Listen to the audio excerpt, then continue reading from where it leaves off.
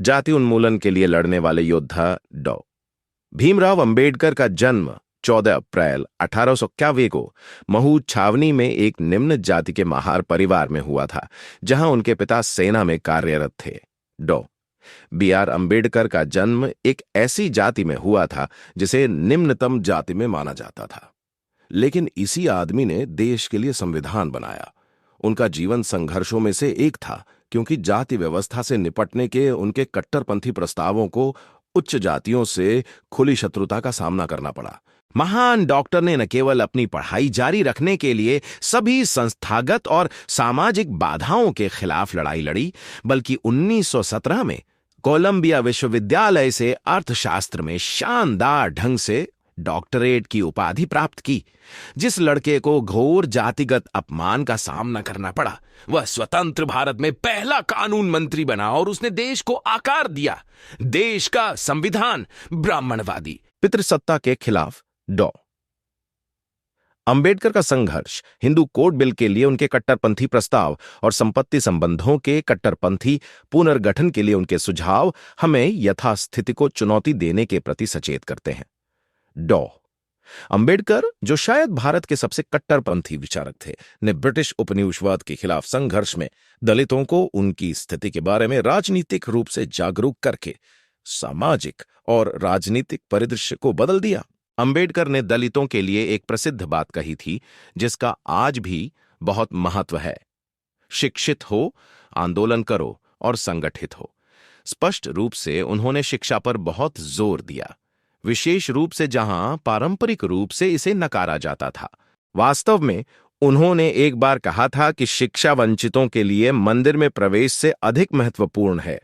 उन्होंने शिक्षा को एक शक्तिशाली उपकरण के रूप में देखा, जो समान रूप से सशक्त बना सकता है।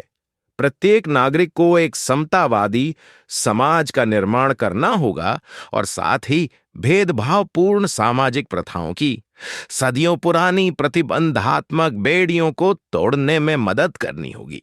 उनके नाम पर एक कॉलेज के रूप में हम लगातार उनके दृष्टिकोण का अनुकरण करने और आधुनिक भारत के समग्र, समावेशी और प्रगतिशील समाज के निर्माण के लिए भावी पीढ़ी को सशक्त बनाने में मदद करने का प्रयास करते हैं। आइए जानते हैं अंबेडकर जी के अनमोल विचारों के बारे में। शिक्षित बनो, संगठित बनो और संघर्ष करो। जो इतिहास भूल जाते हैं वे इतिहास नहीं बना सकते।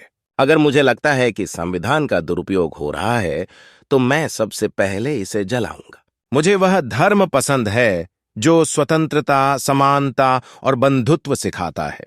जाति केवल श्रम का विभाजन नहीं, बल्कि श्रमिकों का विभाजन भी है। पति पत्नी का रिश्ता सबसे करीबी दोस्तों में से एक होना चाहिए। कड़वी चीज को मीठा नहीं बनाया जा सकता।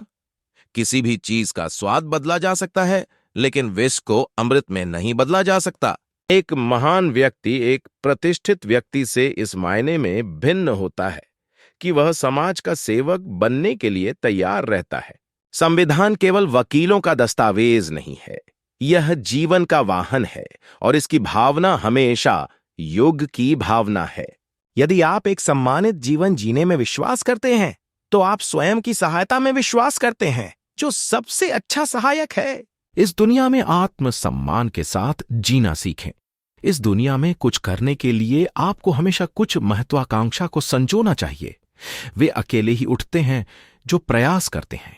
धर्म में भक्ति आत्मा के उद्धार का मार्ग हो सकता है, लेकिन राजनीति में और अंततः भक्ति या नायक पूजा पतन तानाशाही के लिए एक निश्चित मार्ग है।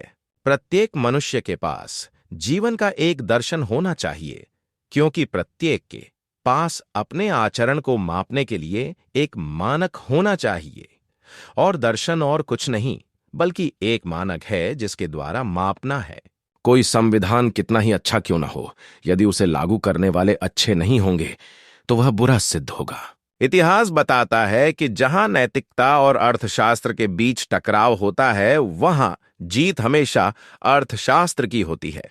निहित स्वार्थों को कभी भी स्वेच्छा से स्वयं को विभाजित करने के लिए नहीं जाना जाता है, जब तक कि उन्हें मजबूर करने के लिए पर्याप्त बल न हो। इस्लामी कानून बलि के उद्देश्यों के लिए गाय के वध पर जोर नहीं देता है, और कोई मुसलमान जब वह हज पर जाता है तो मक्का या मदीना में गाय की कुर्बानी नहीं देता है, लेकिन भारत में वे किसी दूसरे जानवर की कुर्बानी से संतुष्ट नहीं होंगे। मन की स्वतंत्रता ही वास्तविक स्वतंत्रता है। एक व्यक्ति जिसका मन मुक्त नहीं है, भले ही वह जंजीरों में क्यों न हो, एक गुलाम है, एक स्वतंत्र व्यक्ति नहीं है। जिसका मन मुक्त नहीं है, भले ही वह जेल में न हो, वह एक कैदी है और स्वतंत्र व्यक्ति नहीं है। जिसका मन जीवित रहते हुए भी मुक्त नहीं है, वह मृत से बेहतर नहीं है। मन की स्वतंत्रता किसी के अस्तित्व का प्रमाण है।